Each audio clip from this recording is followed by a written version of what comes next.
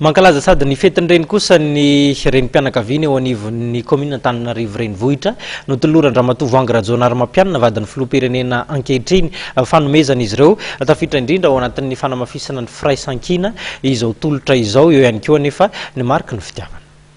Toloran-dramatoa Rajaonarimampianina Voangy fanomezana ireo renim-pianakaviana amiasa ao anivon'ny commune Antananarivo renivohitra tafiditra indrindra ao anaty fankalazana ny fetin'ireny izay ankalazaina ny 1/3 Meo avy izao ity hetsika fizarana fanomezana ity fotoana na ahafahan'ny vadiny filoham-pirenena Andriamatoa Rajaonarimampianina Hery nirary fety sambatra ho an'ireo reny mialohan'ny fotoana ihany koa.